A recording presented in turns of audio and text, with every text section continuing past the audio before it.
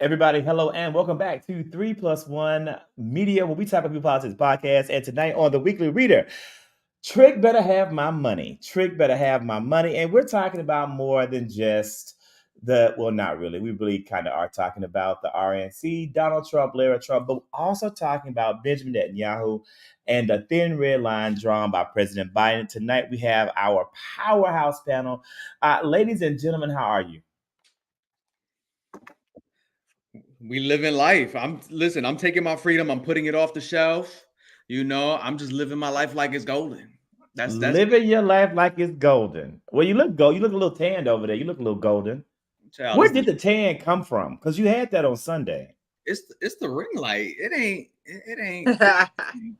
You know what I'm saying? It ain't the tan. It's just the ring light. But how y'all doing? I mean, I'm good. It looks like Biden clinched the nominee earlier than they thought he would. So it's all good over here. Look, I'm good. I'm just getting off work, trying to talk to y'all folks.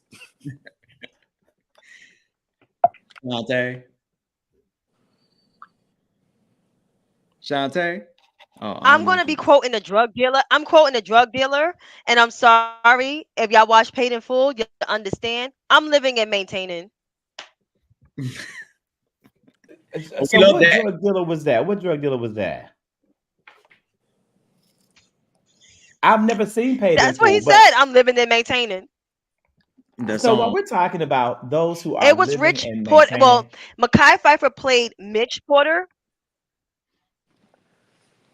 Okay. So while we're talking about living and maintaining, I think it's really important that we always add to the show. This is a new edition, guys. Every week we want to add in because, again, conservative media always wants to talk about where is Kamala Harris and what is she doing, and they always want to talk about Sleepy Joe. So every week we're going to start off with the Kamala report, telling you where she is and what she's doing, as well as the wake up report. Talking about the big thing that our president has done in the previous week from Tuesday to Tuesday. And so we see that Vice President Harris recently was in the great state of Colorado. Colorado is what? What is their nickname? Ooh, what is their nickname? It's not the Keystone State, but whatever. I know Denver's the mile high city, and since making marijuana legal, they've maintained that status and taken it to another level. But she's recently been in Colorado doing her work there. Big news out of Colorado this week. Well, really today, with Kim Bucks announcing that he is stepping down from the House of Representatives. We'll talk about that a little bit later in the show. And then we had happening right here, this big win from President Biden. This man gave us a State of the Union where he was on fire. Then he turned right around and went to Pennsylvania to begin officially hardcore campaigning in a battleground state, and turned right around and came to Georgia. I have never seen anyone be so sleepy, but yet be so active on the campaign trail so fast. This man had a dynamic week, and I think it's a whole lot to celebrate. And that picture is actually from a student at Clayton State University, which really made me very happy. Has anyone on this call, other than Brian, heard of Clayton State University? No.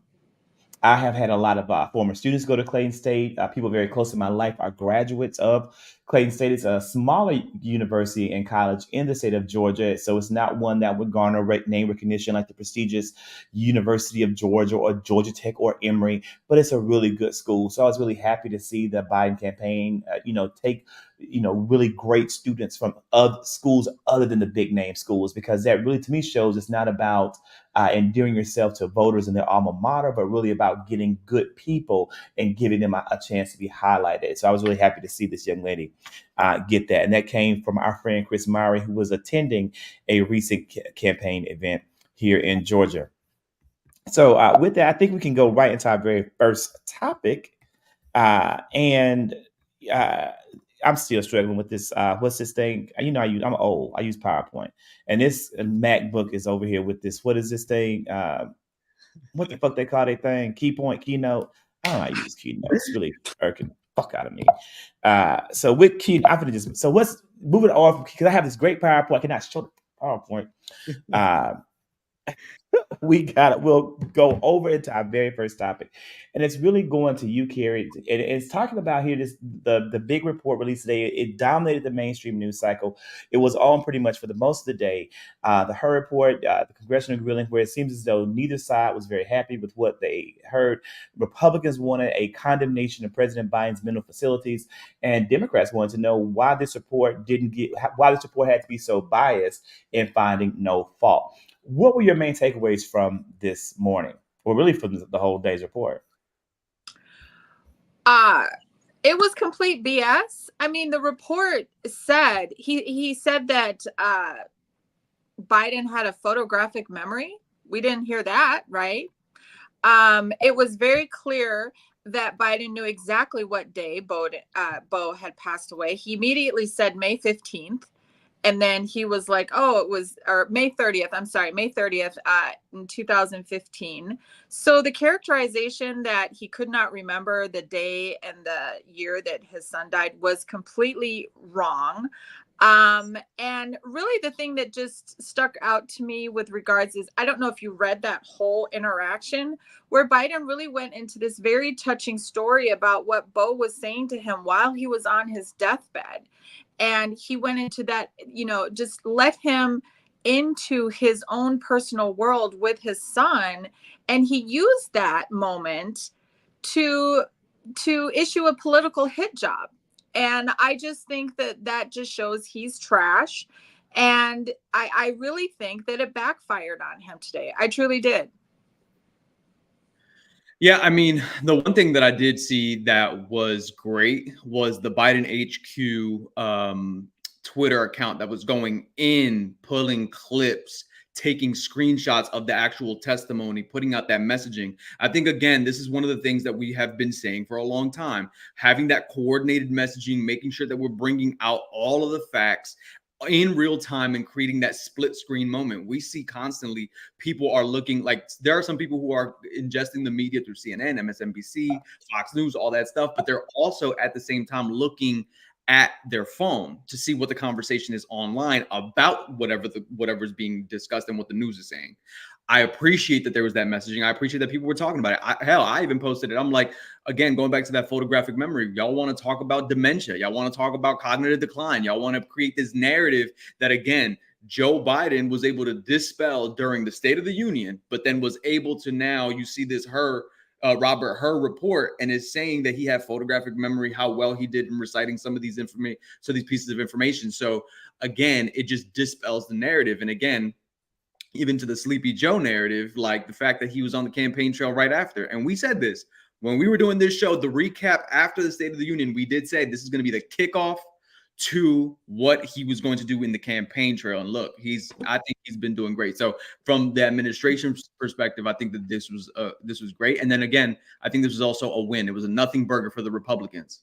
They spent so much time during their conversation with Robert Her trying to defend Donald Trump when they were supposed to be cross-examining, Robert Her for their information. So, it was all the way went around for Democrats today. Thank you, Irish Boy, for chiming in and saying that, he loved the way that Adam Schiff really called Robert Her out. Guys, this is the question that I have from having watched a portion of the testimony and looking at all the other Senate testimonies that we've seen, our House testimonies that we've seen. Like, why do they have to be so performative? And why is it because all I could think to myself was, you let me get in front of a Senate testimony. You pull me in front of Congress and the House of Representatives. I'm not going to be so reserved. You're not going to sit here and put words in my mouth and twist my language. I'm going to have to clap back. And I'm going to probably have to clap back hard. Like, am I the only one who sees that and be like, y'all, order? But the thing is that the reason why they do this is theater. It's theater, right? Like, they're not really trying to get. So why even do it? Why even interrupt the life of the American people? Like, why even do it? Because they can't deliver to the American people. That's it. It's all about theater. It's like the fact that, like I said in one of my videos before, like if I wanted to go see theatrics, I'd take my ass to the movies. I got a Regal card, unlimited, $21.99. Get you one. This isn't the Big time to play spender. politics with people's lives, especially when we know that there's so much on the line. But they do these things to distract us from not being able to see what they're doing with their other hand. Attacking our civil rights, attacking us in the courts, constantly introducing these anti-LGBT bills, these banning black books, and also coming after women's reproductive rights. They do this as a sense of distraction to keep us so glamorized on Joe Biden's age and Hunter Biden so that we're not staying keen focused on protecting our civil rights. That's what that is. And you know what's the messed up part? Like and I'm gonna call him out because I'm always deemed as the villain, right? It's like majority of the white voters, you know who you are, you know who you are. It's no disrespect. You keep falling for the okey doke. Stop falling for the okey doke, okay? Let's stop falling for the okey doke. We know President Biden is old. He's a silent generation baby, for crying out loud. He's not even a baby boomer baby because my mom is a baby boomer. He is a silent generation baby. He said in a speech, if you guys listen, because I know most of us educated folks listen and some of us educated folks watching and some are not watching, but if you were watching last Thursday, the man say you can't lead with old ideas. He may be old, but he's not leading with old ideas. This man literally had a robust build back better agenda that could have paved the way for America. We could have been on top of education because right now we are like at the lowest in education. Like we are so low, we are so bottom of the barrel dumb. Not all of us, but as a collective, as 330 million of us, we are dumb. Like, come on, 60 something million people are not registered and they're eligible to vote. There's a disconnect. There's like something wrong. And those who keep voting for these dum dums in Congress, these mother effers just, just didn't do anything. They were the most ineffective Congress since, I don't know, since some 100 odd years ago. Like, if you really want to be technical, they only passed 37 bills. And some of that, when it comes to like that spending bill, they got help from Democrats more than their own, because their own mostly voted against that shit. So all of these goddamn hearings is a waste of money. If you don't realize it's a waste of money, and if you keep voting for it, I see you for who you are. And that's why the side eye will still continue to side eye you, because you keep voting for the same dumb dumbs. And you talking about President Biden's old, but these same dumb dumbs are closer to President Biden's age. Well, Chuck and let me say Grassley. this. Chuck Grassley is in his 90s, but let me say this. I think the one thing about that is that people, I think, are waking up. I think the messaging is getting through, and I think that the people who, I think right now, I mean, there's been posts, if y'all saw the Georgia voters on the Biden HQ page that they were trying to uplift from MSNBC that were getting interviewed, and they were saying, like, they're likely voters. I don't know if they were necessarily just Democrat, but they were saying that they were excited about Biden. And there were some people who said, Trump is that. There's that one lady who said Trump is also old, but he's evil and he's like nasty. He's a nasty person. So I think that the base right now, after the State of the Union, the Democratic base is charged up and ready to go out the vote. I think that's one. Two, I think that the State of the Union did another thing in getting the moderates, the people who are independents, the people who are on the fence, who still we didn't know. Oh, I don't know who I'm going to vote for. Now you got them on, because this whole narrative was dispelled of his age. He's not sharp and he can't be a fighter, and he's fighting back, and that's again exciting people. So I think for that part. On the second part, we do know that again abortion is such a big topic, and that is moving the needle. You have 9 in 10 in polls of Americans that have been polled that say that IVF needs to be fully legalized and fully codified in through legislation.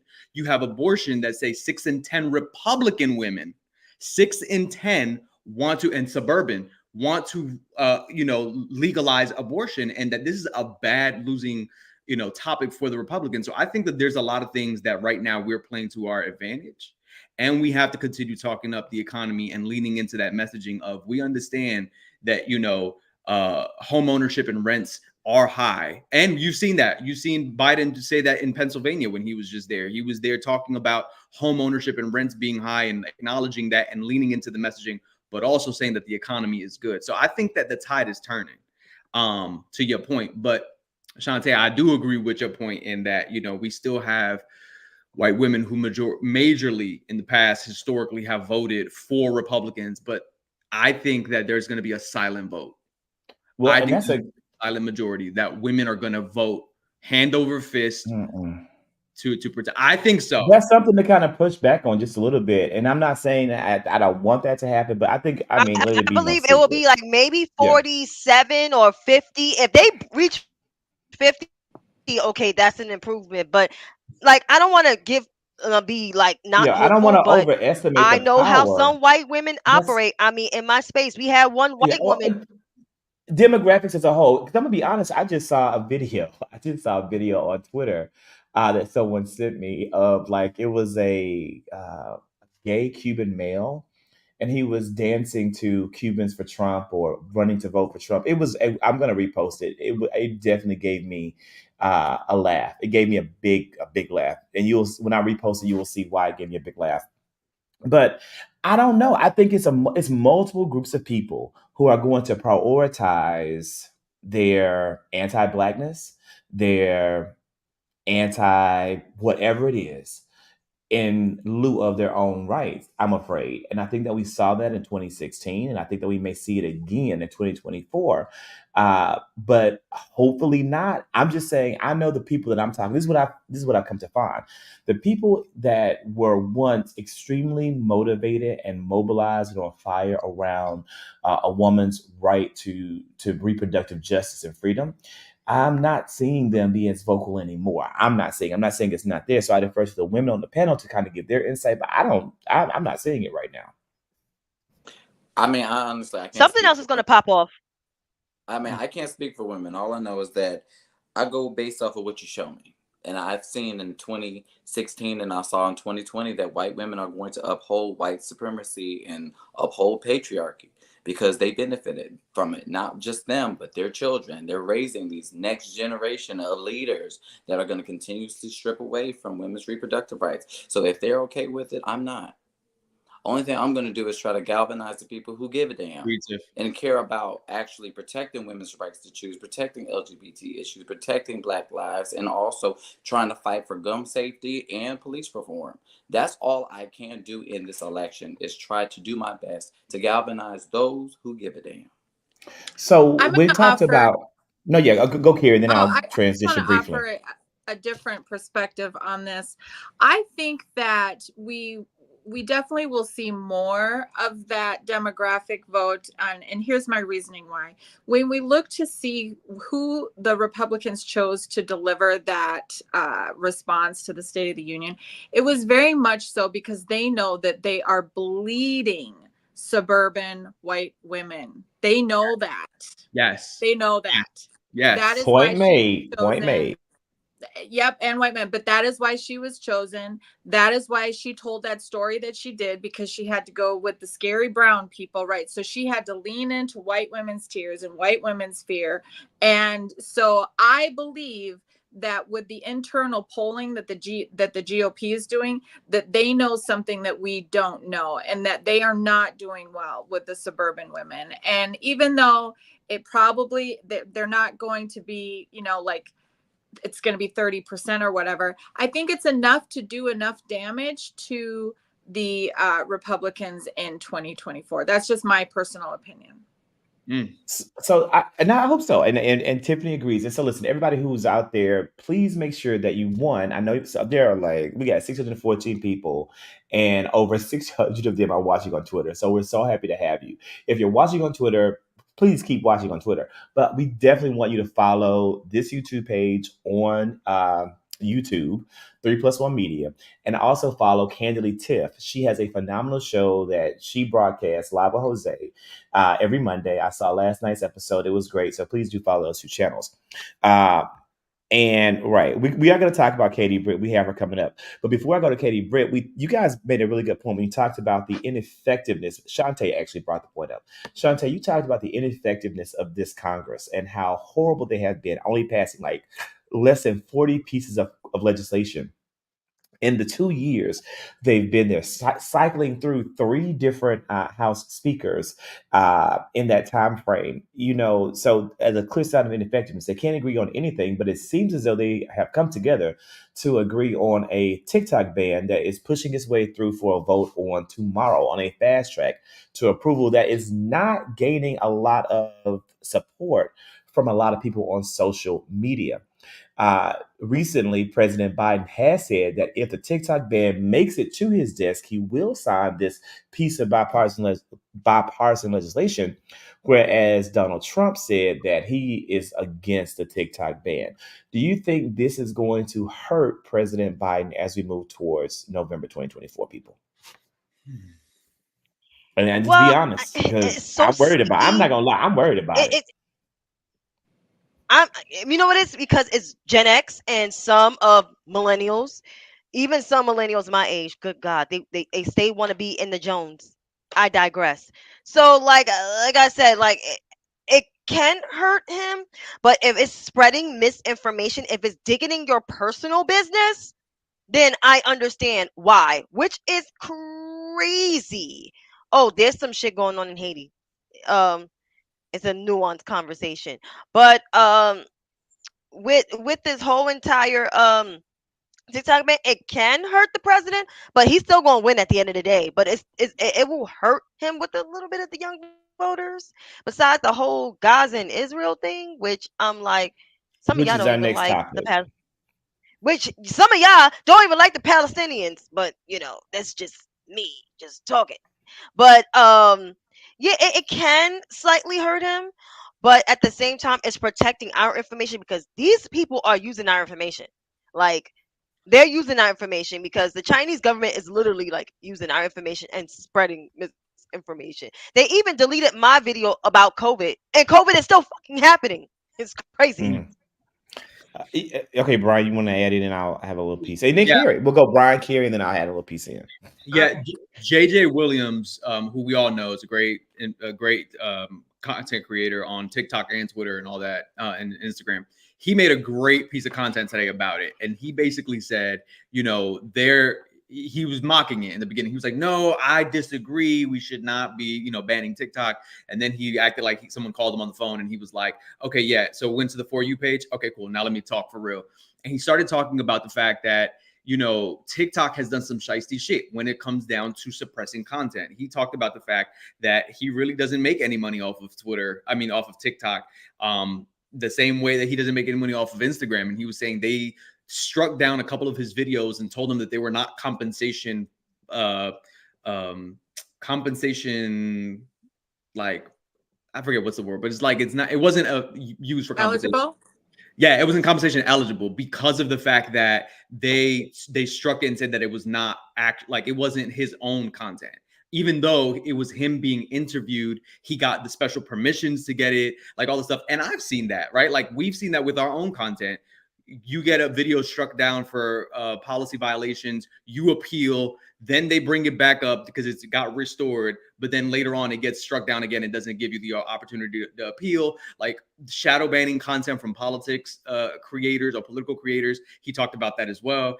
And my thing is, if it's bullshit that TikTok wants to use the freedom of speech and don't ban TikTok language. But then again, when people are content, like literal content creators on the page, they ban you for bullshit. They shadow ban your content. They don't want some of your content to go to the For You page or whatever it is. I think that if they really want to stand on business and actually mean, what they say in terms of freedom of speech, then let your content creators that are on your page do what they need to do, right? Like don't quash what we have going on. At the same time, there's people who have baggage with it, because he kind of critiqued the American government. He was like, the real reason that they're trying to do this is because they have beef with China, and it's an archaic foreign policy perspective. That's what he said. So I think from that perspective, Gen Z will be mad because they're gonna take on that perspective and say that this is just America trying to be America and, this, etc. But you know what? Honestly, if they ban it, they ban it. I'll be the first to Yeah, fuck. I'm gonna go to Carrie, and I want to go to Carrie. But before I go to Carrie, I do want to say I have an interesting statistic. It's not gonna be Gen Z because the actual primary demographic Gen that's X. making the most money from TikTok is millennials. There are more millennials on TikTok and making money on TikTok than any other group. And I saw that in a recent, as I was researching, kind of like And really I'm wanting not to one of those understand my millennials that's stance. making money off the internet. I'm not. And I'm an 80s baby. I'm not making no money. But they are, and so because many of them have like the TikTok shop, they have the different things that they I are don't. driving their income and their resource, and so the loss of TikTok will have a big hole. Will leave a big hole in the creator economy that I think needs to be considered as we look at the economy and where we are today, and why so many adults are really angry about this possible move. Carrie, and then we'll go to Kenny. So I'm just going to say one thing. I don't know if you guys have noticed the timing of whenever this comes up in the House, but I'm going to tell you it's usually it's right before. Last time it was before the midterms, this time, and then before that it was right before the 2020 election. So let's not forget that this is something we've seen now 3 times they've tried to get this banned. And then also too, when what they're saying is they're trying to force the ownership of the American portion of this to an American business, right? So that's what they've been trying to do forever, so they can control the money, probably get some more lobbying, get some more lobbying dollars, but also send a message out to TikTok, hey, we don't want these people organizing on here. So I look at it with some skepticism. I think it's a political move and a way to control a foreign entity that's doing business in our country. There are millions of small businesses on TikTok. So it's not just a dancing app, as you guys were saying. There are actual businesses that have, dedicated ad revenue, and they're selling things on here. So do I think it will happen? No. I personally think it's a tool to control a social media app, because if they really gave a shit about our data, every single one of those social media companies would be included in this. Every single one of them. So. Agreed. I'm glad you said that, because I was going to bring up the fact that Cambridge Analytica and Facebook had a whole thing back in 2016 where they leaked all information, had profiles on Black voters, trying to make tailor-made ads towards Black people to stop us from showing up in Michigan. So there's one thing, but I'm so indifferent about the whole TikTok ban, only for the mere fact that they do somehow reward you with the algorithm if you spread misinformation, particularly disparaging Biden, Harris, or Democrats. For some odd reason, they push that, and they continuously shadow ban people who have anything positive to say about this. But Kenny, let me give this a brief bit of clarity. Like, if for some odd reason, would be the fact that Republicans are, once the first ban was announced, and research and data showed that the majority of users were actually leaning heavily towards Democratic policies and values. Republicans pumped a lot of money through special interest groups and paid for very popular former, I want to say he's a former NFL player, to become like their main TikTok lobbyist to really work to get this app not banned. And so the Republicans and interest groups and people that have big investments with ByteDance like hired this really great football player to be their chief lobbyist. Now, Donald Trump himself has dispatched Kellyanne Conway to represent Republican interests in the regards to keeping and saving TikTok. So I am just being, that is what I know. Those two things are factual. Now, to say that that's having an influence, I can't say that, but I can speculate. I can speculate that as money flows one way, that this app may be looking towards encouraging allegiance in that way. When you use the hashtag Biden 2024 ad, because I use it, I wanted to see how it would go. My content has performed miserably. But when you use Trump 2024, the content performs a little bit better. Exactly.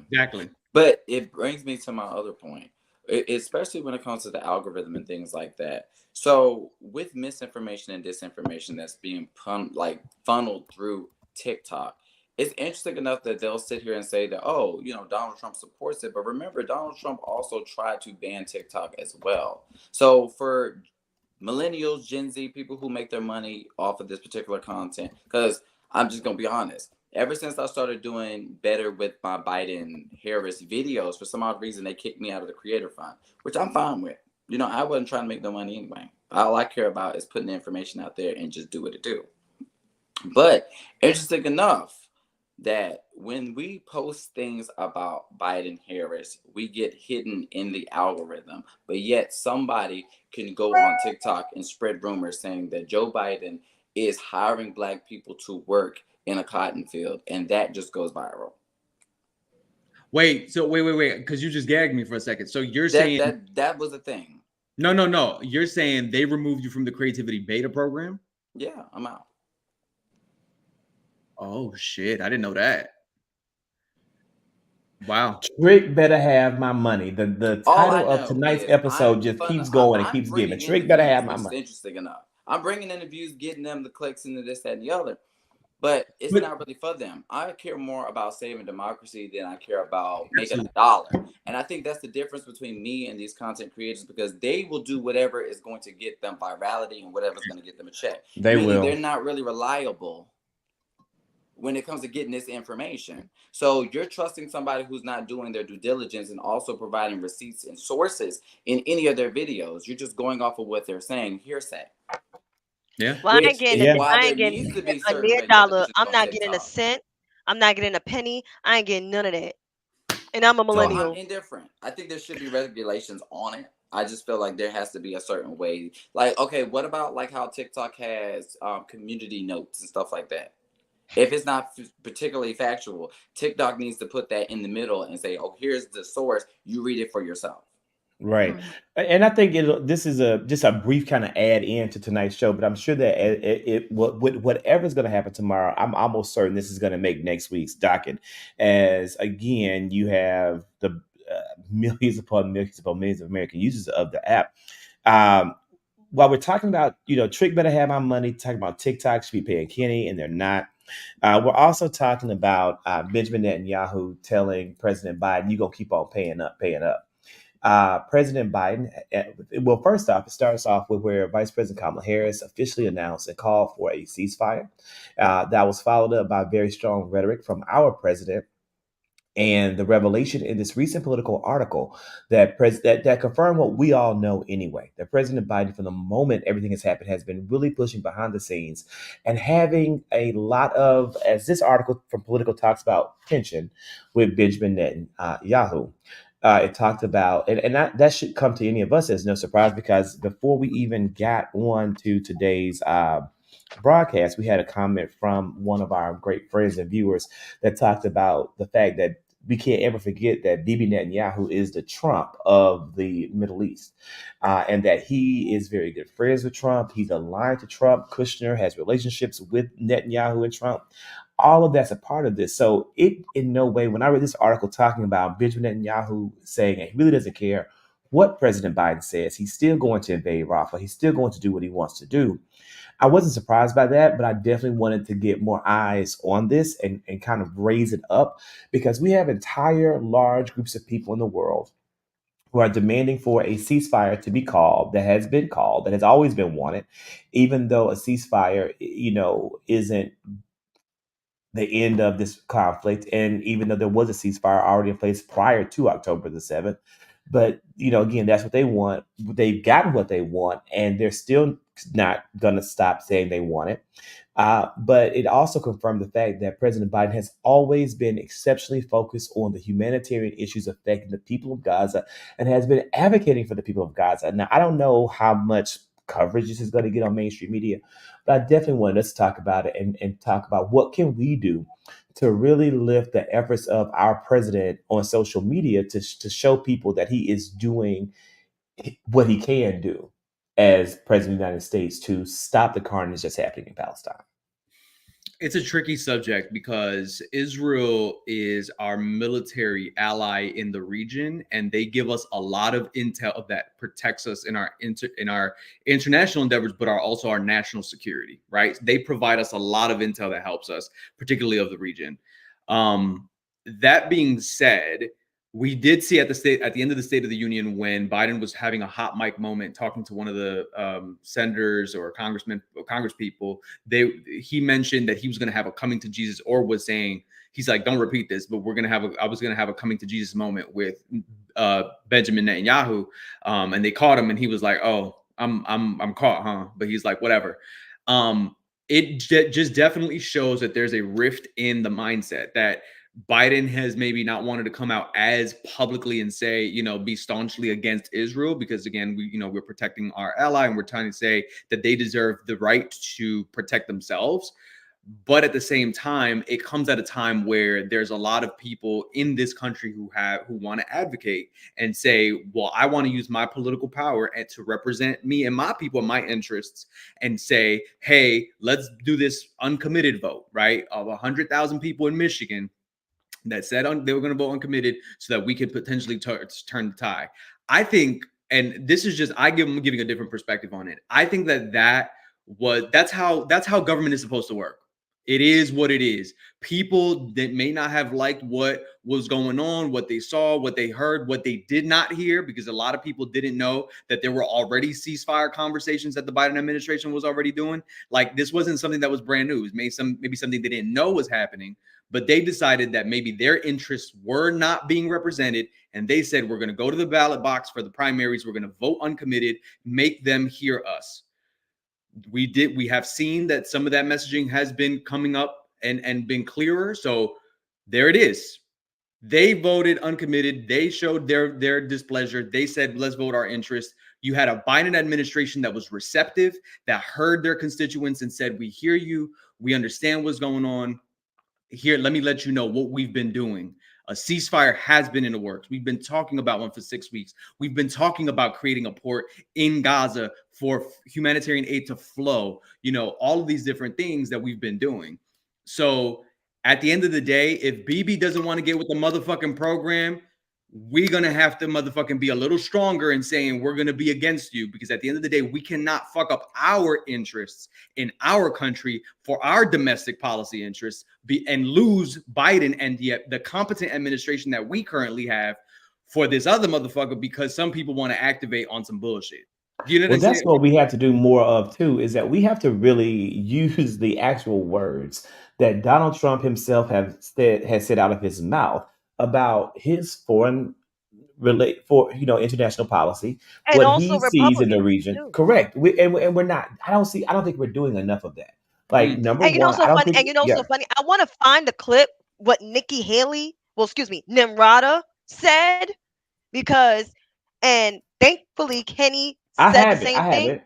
I'll No, I'll I de- I'll have when it send she it as to you. well. I have I it. can send it to you. when Yeah, she I have said what every single one of those she said Republicans said during the debates. wipe them down, wipe them, get rid of them, Said wipe them off the face of the earth. Send me and that. that's Send me that. Yeah, And I that's have it. exactly what she said. So I want to tell all the uncommitted people, like, I understand.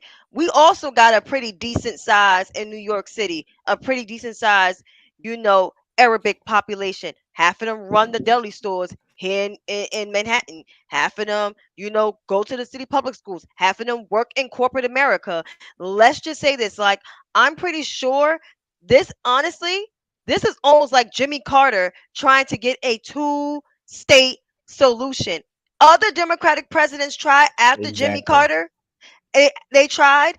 It's Netanyahu. Netanyahu is a crook. His people have protested for him to get the hell out of his office. They want him gone. They want him gone from his position. That's what I meant to say. And even the former prime minister tonight was like, he's hurting Israel.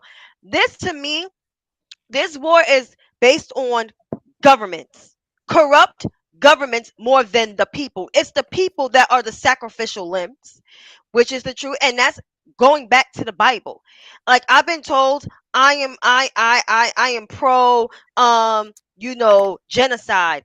No, dude, that's not even the case. Like, I am for the brown people more than really for white people. However, I don't like to see young innocent children, women and children, being killed for some bullshit that their prime minister is doing, and then on the other side, what their government is doing, their terrorist group, what they're doing, because it's really a beef between them too. The president is really trying to get a two-state solution that Jimmy Carter once was trying to have, along with President Obama was trying to have. Netanyahu and past Israel presidents. You know who in 1979, 1980, you know who killed that after Jimmy Carter? The conservative guy, the conservative old guy that had no business in his job, that only had governor experience. That's why you don't put governors in certain positions, especially president, because Meshach if they don't Bacon. have, yes, Ronald And Wilson I know Reagan. well, but also you had when you had the death of Yasser, it was so much that happened in that time frame, and it just could. I think after the death of Yasser Arafat, it was pretty much just the end of that movement and that whole entire like era of Middle Eastern policy and that move. And I think and I think one thing that I don't know how we can get this point across, but the only hope that Palestine has to exist as a free and autonomous state is Joseph Robinette Biden. He's the only person running for Yes. any political office who is talking about, Shantae, the two-state solution that you're talking about. He's the only one. Hmm. Yep, he's only like that's from what I'm seeing, and I'm not even a foreign policy expert. I try not to speak on this stuff because like it's a complex issue that's been going on before all of our existence on this planet. It's and Brian basically sum it up in the best way because he's actually a history major. I'm a history minor, but like I'm just saying like, or a political scientist. Excuse me, sorry. I No, it's apologize. fine. I'm just like I want to make sure, but no, yes, but I want to go into the chat. Jan Walters said ceasefire. Omar Ilhan on CNN praised Biden's progress on Gaza and endorsed Biden-Harris 2024. Not sure what that's all about. I didn't see that, but Well, Well, I'll tell you what it could be about. It's the fact that people are getting primary now. It's the fact that you have strong challenges coming up. You have Cori Bush, who sat up here in St. Louis and ran her mouth, and she wants to sit on the steps of the Capitol eating hot Cheetos under her blanket for performative measures and performative actions. And now she has a strong contender in Wesley, I think his name is Wesley Bell, who I've given money to and will continue to give money to. And then you have the young man who is now running against Rashida Tlaib. These people realize now that their theatrics and their continuous attacks and their continuing refusal to support the Democratic Party and our president has consequences. Mm. That's what I think. And so let's get her out too. Carrie, I did just want to say some news did drop where Hamas did accept a modified ceasefire. For right now? Yep, it was earlier today. So there is some progress on the ceasefire front that included releasing hostages, 6 weeks with working towards something else. So there has been progress on that. And then I do just want to say I agree with what everyone else is saying here.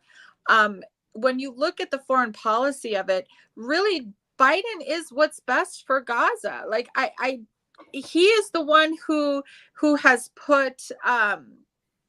spoken out against the settlers in the West Bank. He's the one that sanctioned them for their actions. He's the one that's working with the neighboring countries to make sure aid gets in there with that temporary port. He's the one that has very, very strongly said, listen, in no way, shape, form are we going to allow Israel to continue to occupy when this is all done. We need a two-state solution, and we need to recognize Palestine as a state. So I think the problem is just getting the information out there and weeding through the misinformation and the propaganda that is being amplified by, let's face it, tens of thousands of bots. I mean, truthfully, that's what we're up against. Tiffany said that report was premature, that actually was like false news, which could be, right? Because people are shooting it out every day nonstop. Right. And, we can't count on mainstream news media they're so busy trying to slant news that they don't have time to fact check news. So much misinformation going on. Jerusalem Post. It's called propaganda, and that's the whole goal. So that Tiff is saying so much misinformation going on. Jerusalem Post came back and said Hamas didn't agree. And so you have two, but you have the Jerusalem Post, which obviously is from Israel's side, and you have over there on this, like there's going to be conflicting information. And I think that the other thing is that there's been constant conflicting information since October 7th, right? And I think that that's why, for me, at least me personally, I'm just like, I'm bowing out. It's just too much going on.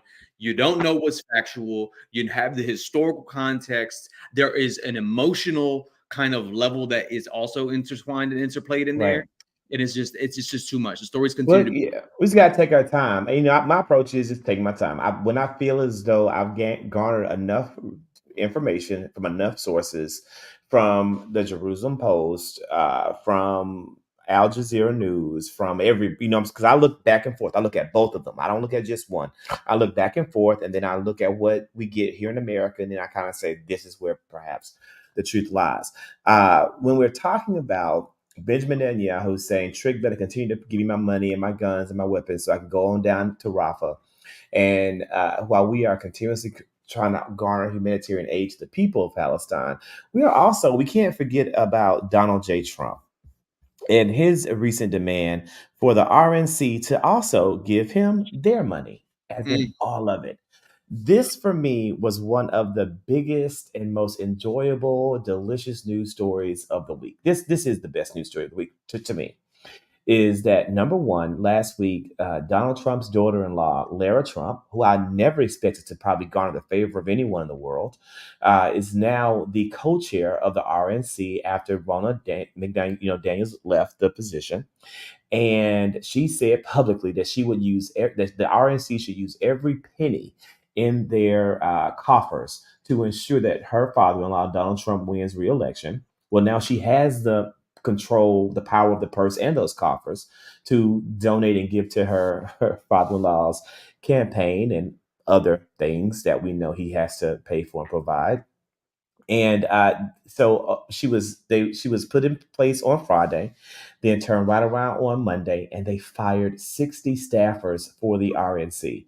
And when you think about the 60 staffers they fired, think about the people that left the RNC in like 2015, 2016, when Donald Trump became the nominee. These people became the never Trumpers that we see today and that we know well. Then you have from 2016 to 2020 a steady stream of people also leave. Then after the 2021 insurrection on the Capitol, you had another stream of people leave. The people that are left behind now are the people who are most beholden to probably Donald Trump and his vision for America. Yet and still, they suffer the consequence of the perpetual need for funding and cash of the Trump campaign, and now they're out. Guys, what do you think about this one? Donald Trump was the best thing to happen to Democrats in the history of Democrats. Like, if you think about how he has single-handedly destroyed that party, I mean, and here's the other thing, and I keep saying this, the Republican old guard, those John McCain Republicans, those Republicans like Mitt Romney, like that old guard of Republicans will never forgive Donald Trump for what he's done to their party. And you see that continuously when he called all these Congress people and told them to tank the bipartisan bill on the border, which is things that they've wanted for all these years. And now you have this person telling them, don't do it because I want the credit. He's consistently played up to himself. He's consistently used nepotism to not only get his family, when he was president, into positions and security clearances that they weren't supposed to have. He has done that now, even getting Lara Trump being the co-chair or chair of the RNC. And they're saying if you're not loyal to Trump, it's over for you. They're going to use all of those funds in the RNC for his legal bills, for his campaign bills, for his personal bills. They've said this. No, and it is not a whole lot of money, right? So, Yeah, like, let's just clear. Like, it's the RNC has $9 million on hand, right? 9 million. By comparison, in 2016, at this time of the year, they had 16 million. So they're below where they were. But again, the stakes in 2016 weren't the stakes in 2020, and they weren't the stakes in 2024. Then, in this time in 2020, they had, like, I think it was 61 million, okay, cash on hand, 61 million. So in the 2020 election, the RNC had 61 million. In 2024, 9 million. By comparison, the total amount of money in the Biden coffers, 141 million. 141 million Biden, 9 million RNC. 141 million Biden, 91 million RNC. Not But and here's the bigger slap in the face. Did you know that Biden literally got $10 million after his State of the Union speech? Just in one day. talk about it. Sleepy where? Sleepy where? Well, he's In, sleepy at the in, bank in because 2 he got it. hours. In 2 hours. $10 million in 2 hours that he did for the State of the Union, because that's when he hit those goals. Come on. Right. And just But like the Jason vast said, that's what majority, you get when the you say vast you want to majority run don't your. want him. No, they The don't. vast, the vast majority. Right. Don't And want Trump. The vast majority. then you have No, they don't want Biden. According to Alyssa Farah Griffin, the vast majority don't want President Biden. Well, Oh, guess what? her opinion on anything related to With the the Democratic birther, Party yeah, has no value. It has no yeah, value. that birther, So that I birther. look at the takeover of the RNC a little bit more nefarious than just the grift that everyone seems to be concentrating on, because what they now have is access to voter data. And there has been nationwide, there has been people who are using AI actually, and they're able to massively protest and get voters removed off of the rolls. So and they're doing this in swing states. For example, the state of Michigan, they just realized that, I want to say it was something like 30,000 voters, and you can guess where these voters are coming from, right? Charlie Kirk Turning Point has a software that the state of Arizona used, and they were trying to get the RNC to use a lot, and how to organize these voters and what they plan on doing it. And then you look at the way I see it is the people who will be hired are going to be put into place to challenge the outcome of the 24 election. They will. Because if you go back to 2020, when Trump lost, he wanted the RNC to take it further and whatnot. So he's going to put his loyalists in there. And I can guarantee you some shenanigans with the voter data and the purging of the rolls and all of that. I personally think that was the goal of the RNC takeover. That's just my own personal opinion. I think the grifting is what's going to distract everyone. I would be very, very, I would caution everyone to look at the behind the scenes, particularly in the swing states, with what happens with this takeover. So here's Kitty, my you've been called to the Oh, carpet, so we'll sorry. have you go after. No, after Shantae, jump in. Then Kitty Geechee wants to hear your perspective, and I think that, you know what, Carrie, I'm gonna be. I have not thought about it that way, I agree. but now I'm a lot. Now I'm, a little bit more concerned. Come over. I Let me tell see. you something. Charlie Kirk, come over. You know how they have these people, these influencers get in the boxing match in the ring. Charlie Kirk, Zachary Kirk wants us to meet you in the ring. How about that, Kirk to Kirk? Guys, Well, I'm sorry to jump in front of Kenny Geechee and this $1.99 shit. Good God. So anyhow, I think the Republican Party before Donald Trump was a shit show. Even before President Obama. Hell, it was a shit show after Eisenhower. And I believe so. Even though they were still sort of sane, but that's when they started going down the crazy way, because you think about the Southern strategy under Tricky Dick. Tricky Dick basically, but he was outed by his own people in his own party. But Tricky Dick basically almost damn near changed the game. He was the beginning of it. Ford was stupid, so Ford didn't have no way. Ronald Reagan, the originator of MAGA, the originator, modern day white supremacist in tailor-made clothes. Yeah, him. He made conservatism mainstream. Even though there was a conservative activist in the 1960s, he made that motherfucker mainstream. Okay, and he paved the way for the John McCains of the fucking world, and the Mitt Romneys of the world, and the John Kasichs of the world, and they tout that conservatism, and even Nimrata switched over to the other side because her husband was an orphan, so that's how she's pro-life. I digress. So they made them, conservative. They tout that and Newt Gingrich, racist ass. We can't forget about him. We can't forget about John Boehner. And people want to praise these former conservatives that were Reaganites and now were pro Nixon halfway until the end, and even Ford's stupid ass, and even they didn't really like the Bushes. I wouldn't even count the Bushes. They did like Cheney though. but they hated Bush, and they ain't really like Dan Quayle, but they damn sure like some motherfucking Dick Cheney, okay? So they tired of dumb fools. So they were been on a decline. The problem was black people wasn't really aware, and other groups of people wasn't really aware what the fuck was going on in terms of voting, because like there was so many voting suppression laws that was in the works even in the 1970s and the 1980s. Even when our voting rights was protected, they were still states that were still trying to suppress the votes, and really institutions and neighborhoods that lacked a lot of civil engagement and a lot of civic engagement and a lot of education, because sometimes education is that key, and you have people try to block people from understanding on how our government works, and they're doing that shit today. It's just now they saying the quiet parts out loud. So that Republican Party has been a shit show for about damn near 60 years. So Donald Trump just paved the way for these racist bitches to come full circle. That's my take. And the RNC, I'm not surprised. And Rona Romney McDonald is now unemployed. Excuse me. She was proud Well, to be around me. here's my view on the whole situation.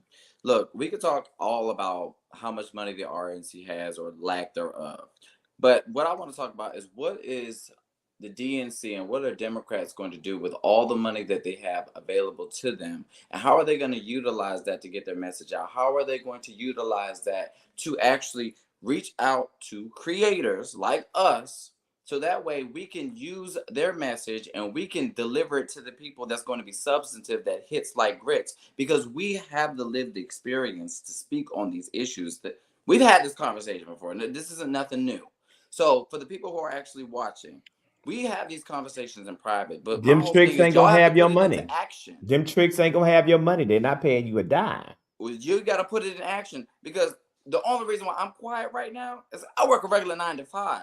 I could do this on a daily, constantly, over and over and over, all day, because I'm a ride or die, and I'm a fighter.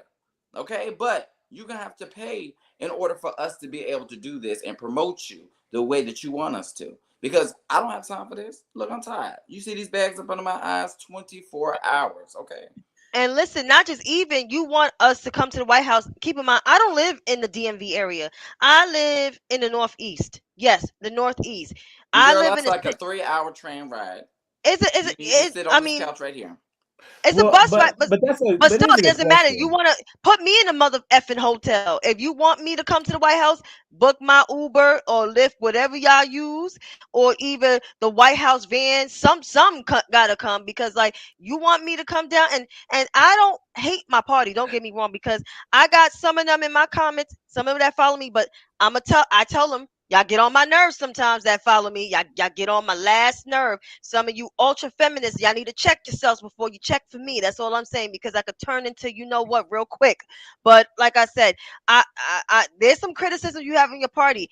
The Republicans, they pay their people, and Candace, and they stupid. They stupid as hell. Well, They dumb now as I have hell. done a little bit But of research. my I've done a my little bit of thing, research. I want to clarify 2 points made. I do want to clarify 2 points made for Kitty and Shantae.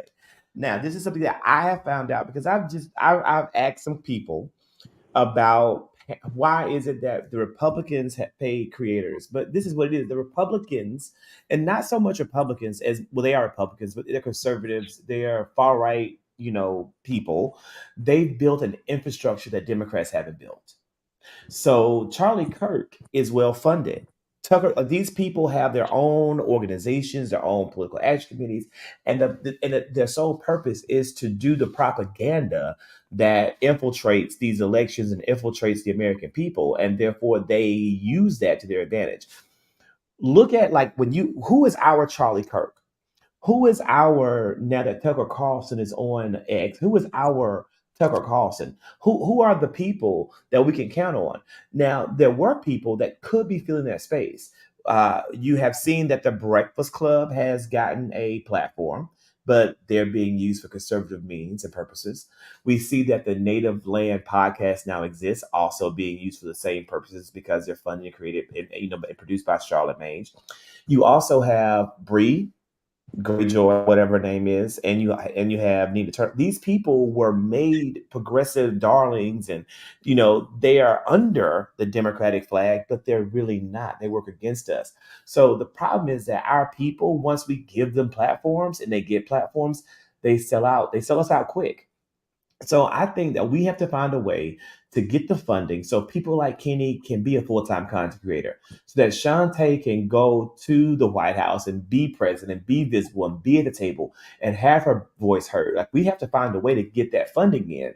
And so with that being said, like, we need to find a way to get people who are interested in progressive media, in liberal media, to fund the work that we do, because the White House itself, of course, can't do it. It's a Because I do violation of like the my Hatch Act. 9 to 5. So yes, I need to get to the White House, and even some of them are coming up here. Like what, in 2 weeks? Like there's a fundraiser. Send me the damn invite because I live in the city. I actually live in the city. Like, and not just even I'm a gentrifier because I don't like to be. I am a born and bred New Yorker. Like, invite me, like, and I don't want to be begging because I'm not begging for a motherfucking thing. But like, if y'all want me to go this way, go that way, like, make sure y'all don't have to even pay for no outfit because I got clothes.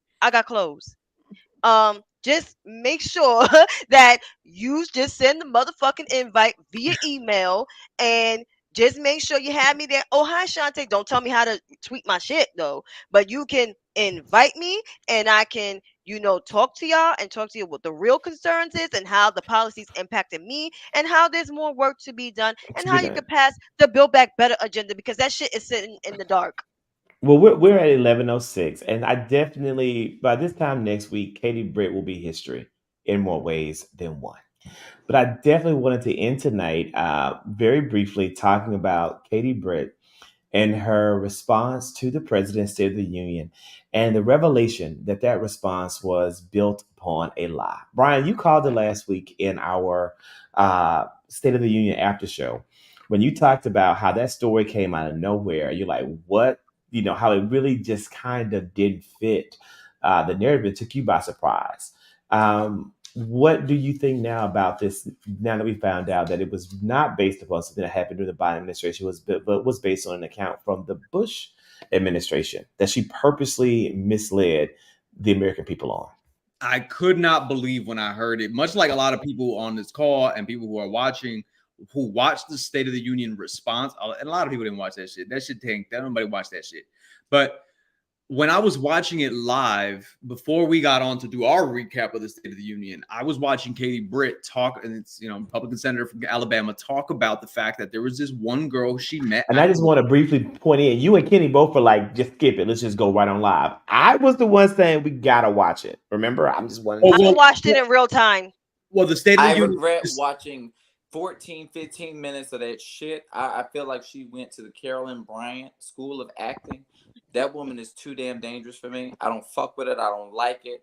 Child, her and her damn green blouse and that fucking cross, okay? That shit flipped upside down because that woman is demonic, okay? I don't fuck with it. I don't like it. Yeah. And you know what's the messed up part is, like, she literally like put on a whole show, and she's not really like that, which is crazy. She's more considered to be a moderate in Alabama, and you do this dumb shit, and then now you're known to America. Now your whole credibility has been shot. So you backed out on that immigration deal that you worked on. You lost credibility on paper. You never gonna speak for Republican politics ever again. They're gonna make sure, donors gonna make sure, they're gonna be like, please don't have that goddamn lady there. You're not gonna be in Senate leadership because, in honest opinion, it's gonna be John Thune's gonna make them decisions. Who's to say you're gonna sit on the committee that you want because John Thune's tall, corn-fed, linky ass gonna be like, no. Well, let me just wrap this up. Because we are over time. But let me just wrap this up. So basically, she talked about a story that there was a girl that she met at the border when she went to go, and the girl disclosed to her in a one-to-one kind of conversation that she was raped by the Mexican drug cartels, and they put her in a room that was so small, and they had her in a mattress, and they had these people come in for hours. Like, she literally said this. I posted a video about it, but she literally said, hour after hour after hour, more guys just would come in. First of all, we found out that this was not even under the Biden administration. This was in 2004 during the George Bush administration. 1, 2. Not only was it decades ago, it wasn't even the drug cartels that did anything to her. It was this pimp that was this family pimp that was able to take these women and sex traffic them and use that. So that she's a sex traffic survivor. So let's talk about that. The other part is she was never told or briefed that this was going to be a part of a State of the Union response or a political speech, which, as we know, if you're survivor centered, this was completely inappropriate and unacceptable. The fact that she used this woman's story. This woman's story is named Carla Jacinto, and she completely fabricated this stuff. And what my point was, she literally demonstrated how Republicans will stop at no length to take stories to exploit them for political points. And this is something that's very traumatic. And I posted the video and I was like, yo, they better not strike my account, because she did say rape twice. So she was raped and she was gang raped. Like she was very vivid and explicit in the detail that she was giving. And I'm like, I could not believe that she was doing this on live TV. And by the way, Republicans who were watching that were like, what the fuck is this girl talking about? Like Republicans posting commentary about it and talking about it could not believe it. Shout out to Ron Filipkowski, who was a Republican who turned Democrat and consistently looks at Republican media and all these Republican accounts to try to create content about what their reactions are to the current Trump, MAGA dialogue. But yeah, this was also the guy who and also, shout out to Jonathan Katz, the actual journalist who brought this to the forefront. And let me say this, people, do you know why the platform Jonathan Katz used to make this happen? We know this happened because of TikTok. Now, this is just, kind of go back earlier in the conversation. If there was no TikTok, Jonathan Katz wouldn't have had a platform to get the information out as quickly as he was able to get it out. It could have been shared on Twitter, but would it have gotten buried and lost in the sauce? It became a viral, sensational news story that had to get covered and picked up by mainstream media, because Jonathan Katz acted immediately, posting on the night of the State of the Union response. And that's when CNN went back to their archives and found archival footage of this poor victim and said, whoa, this story facts out. And now it's taken and become mainstream. So I just want to say it was TikTok that did it. Shout out. Yes, I'm going to give that credit as well. Shout out to Chris Webb Online, who was that tweet that you just posted, that he also posted that. And this is where we have a web of content creators that are doing some of this work. So I just want to give people the credit where the credit is due in the flowers. I also want to say this. This is a call to Meta. This is a call to Instagram. This is a call to Facebook. This is a call to Google. This is a call to YouTube. We're calling on to y'all. Look at what's happening with TikTok. Look at what creators are consistently complaining about, particularly ones that are creating content around political conversations. I'm speaking for me and the content creators that I know. We're not protected. We're not shown. We're not highlighted in For You pages, explore pages, and all this stuff. We don't even have some of those conversations. You had Under the Desk News. Shout out Under the Desk News. Everybody has conflicted feelings about her, but shout out Under the Desk News for bringing it. Just me. Everyone does not have conflicted feelings. Only Zachary has conflicted feelings. Right. I didn't want to have a problem in the whole world. I don't let people know. Under the Desk News made a video that was attacking President Biden, and it pissed me off, and I'm still pissed off. And I'm gonna stay pissed off because the Biden administration, the Democratic Party, has done a whole lot to make sure that she eats. We support her, we support her content, or we support them and we support their content. And for them to then come and attack President Biden for likes, clicks, and views, it pissed me off. So Under this news, you in my doghouse, and you're gonna stay there until I let you out. So, but shout out for them for bringing out the content about Meta and what they were doing in shadow banning political content. And because I started seeing a lot of content reviews, content community guideline violations, or you're not eligible for certain things off of my content that I posted on Instagram. And I never understood what that was till she broke it down in her video. And she was talking about the fact that Meta doesn't like political content. And all these organizations really don't like controversial political content and takes. And I'm just like, that is not okay. If you're paying attention to what's happening with TikTok and what creators, they really should be. But that's because of Congress. That's because of the congressional pushback they've received. And it's because of the unfair and undue influence that they allowed. So Meta effed it up when they allowed things to intervene that were inappropriate, like Cambridge Analytica. So they did that. But But now they're looking at how it influences the American people because they don't want the American people to be influenced and have that access to information because they think that's the role of the mainstream media. And mainstream media is supporting it because they're losing money. We don't have to watch Joy Reid decide when she's going to let Linda McKelvey have a say and sit at the table or not, because we can just turn it off. We can say we're not watching it. I haven't watched CNN since they allowed Donald Trump to have a town hall. I haven't watched one single thing on CNN. I refuse to platform CNN, but I'm able to get my news from a variety of other sources that are readily available because of the power of social media. And that's what they're fighting against. And why, to me, I'm like, we have to fight to maintain TikTok, even though it's problematic, even though it has a lot of issues. We have to find a way to and I think it's probably, I personally, I don't want it to go to an American company because then they will sell out the American people. But Joy Reid and the rest of them, they on TikTok now. They are. I followed her, but she's there. Like, they have to evolve just like the rest of everybody else because they understand that media, as far as social media, is where people are going to get the majority of their news from. That's just And where listen, with that bum trying to come back in office, they all under attack. They all not low. They're never gonna get away. Cause why? Cause he's running. He said, "I'm your retribution to them little redneck people." He said, "I'm your retribution." He gonna come for all the people. Well, Shantae, let them act like they fucking got some sense. That's the reality of it, because Trump has been very clear that he was going to go after people in the media if they don't agree with him. So if they want that freedom of speech, they better get with the motherfucking program and stop playing with these, giving him billions of dollars of earned media if they didn't learn anything in 2016, because that's exactly what happened. They covered his bullshit wall to wall every single night on the 24/7 cable news outlets, and that gave him a lot of the advantage, because even people who didn't know the name, now they knew the name, even if it was negative or bad or positive, they knew the name, and when they went into that ballot box, that mattered. So the reality, and they also allowed him to play the martyr.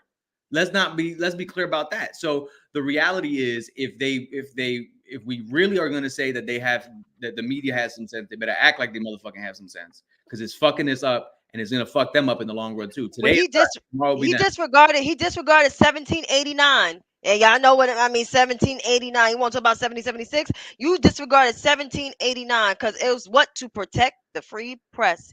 And that motherfucker, you could tell he didn't read the Constitution. New Yorkers, we told you. New Yorkers, New Jerseyans, Southern Connecticut people. I don't know about the people in the township in New Jersey, but we told y'all. We told y'all that man is a bum. That's why I call him the bum of Jamaica Estates, because he's from Jamaica Estates. My father just straight up call him a bum because he is a bum. He's a bum. He never had no money. He was never into the rich crowd. And as much as I don't like Michael Bloomberg, because I still don't like him, he said he's a fake rich person, because he is. He don't own that whole building. He had buildings around me that they took the name off. So I won't be surprised if we got to sell this apartment and stay your ass down. So take your fucking kids down there. Take your whole goddamn family down there, because we don't want you here. We never liked you. You're lucky enough that the mob spared your life, if you know what I mean. If you're from New York and New Jersey, Southern Connecticut, they spared his life because he's a snitch. He want to talk about people snitching on him. He's a snitch himself. He's a rat to the FBI back in the 1980s. The casinos. Look that up. Allegedly.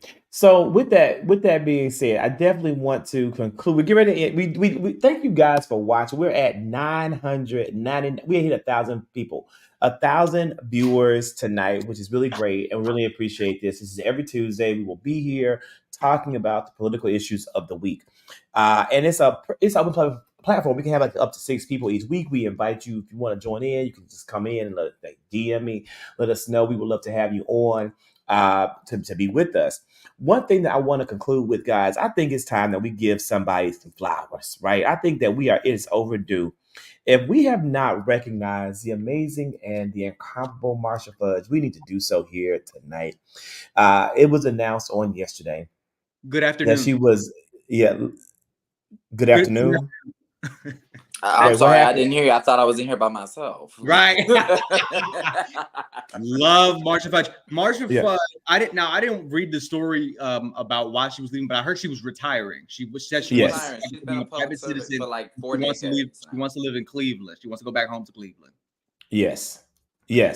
And so, yeah, with a list of accomplishments, with a laundry list of things that she was able to do in her 3 years here as I think she was the 18th Secretary of Housing and Urban Development, Yes, the she 18th. was. Like she's helped more than 2 million families stay in their homes and avoid foreclosure, remove barriers for people with student loan debt trying to buy a home with an FHA mortgage, ensured that positive rental history played a greater role in determining creditworthiness when trying to obtain a home loan, made mortgages more affordable by reducing the mortgage insurance premium for FHA mortgages, funded more than 2 million units of public housing and multifamily units, spent more than 20% of HUD's procurement dollars with Black, Brown, and other small disadvantaged businesses in the last year alone, totaling $500 million to Black, Brown, and small businesses. $500 million to Black, Brown, and small businesses. That's why representation matters. That's why it matters who you have in that seat. These contracts come in. Imagine if someone who really is sleepy, Ben Carson, was still in that seat. Imagine how much money didn't go into Black and Brown and small business communities when he was there. So this is like such an accomplishment, and I'm so proud of her. And not only am I proud of her, like it's kind of made big news because who leaves the Biden administration? Like, has that dawned on anybody but me? Like, Yes, it like has. when Donald Trump was in office, people left every single freaking All the week, time. all the time. I hate to say it, but the truth of the matter is, even during President Obama's 12 years in, 8 years in office, he also had quite a bit of churn. Almost none of the major secretaries have left the Biden administration. It didn't even dawn on me until this became a big news story. They like working there. They like working there. I mean, we know senior advisors to the president in there, and we have some very competent people. And this is a very competent and morale is high administration, and people need to acknowledge that. I think people were just used to. And I want to also say this for the people in the comments, because I saw people in the comment section on Twitter. You know, those 20 motherfuckers on Twitter talking about, oh, that's interesting. Like everybody jumps to that's interesting. Why? I wonder what happened. What's the story? Oh, that's great. Like, bro, let her. This was like story had just broken. Let her put it out with the story. And it was that she's retiring. She's trying to become a private citizen. People have that prerogative to not want to be in public service People anymore. don't want to work until they're 7 Forever. years Come on old. now. People Or don't want to people- work forever. People don't dream of labor. Sometimes people want to do their good work. They do their part, and they want to enjoy the rest of their life. That's Yeah. the message Or for they want Nimrata. something else. Jen Chisholm got her own show. Nina Simone got her own show. I mean, they always want to stir up drama and stuff like that when they know there's nothing to Jen stir. Psaki, Simone Sanders Townsend, right? You meant Simone Sanders Townsend. Yes. And let's not, y'all, like being the secretary of HUD, that is a demanding job. Like yes. it's not your 9 to 5, you guys. Like it is a demanding, high pressure job. And she's in her 60s. Like just let her go. She's like, Live a good life. She's Yep. been a public servant for like Yeah. 3 decades. It's time for her to go ahead. What's the what y'all? go enjoy. Can I ask y'all this? What's the alternative? You serve in an administration and you have to be there up until the end of the administration so that people don't. Oh, it's a problem. They're going through some things. Hashtag Shante. They going through some things. Like like seriously. Like come on. Now, if there was a different story like what you're talking about with the Trump administration, where it's a consistent churn, and there were reports that were coming out leaking that people and. Again, obviously, him talking shit about them after he said he was going to hire the most intelligent and competent people and then talk shit about them like dog shit afterwards. And then say the real reason why he ended up letting these people go was because they weren't loyalists. That's a different conversation. And I think that the two things should not be likened. That's a good piece of content. Honoring Queen Marcia Fudge, all the accomplishments that she was able to do, and the fact that we were able to accomplish it in such a small time and that she's going to go, we're going to package that up with a bow. That's a good piece of content right there. But also just look agree. at his cabinet. That was the most diverse cabinet that we've ever seen. Diversity and inclusion, particularly among all ages. They weren't just old white men working under his administration. And we actually got a chance to meet a few of them. You don't just have Omarosa and Ben Carson. Of reality TV shows. And Well, I hope one day I get to meet them. You will. You will. We're gonna get the White House can't pay White House for you, van though. or roll their ass They up to New can't York, pay. pick you up, and we're gonna roll down. We coming. Yeah. We coming in. Yeah. Yeah, y'all, we're overtime. We are over time. I I think should I have was. done a I'm better sorry, I job talked of too being much. whoopee. No, I should have done a better whoopee job. But the conversation was substantive, and people were, again, we're at 112, we're at 1012. So again, people were joining in, engaging, and enjoying the dialogue. It has been a pleasure. We can't wait to see you guys back next week. Same time, same place, and we'll see you soon. Yes. Good night, you guys.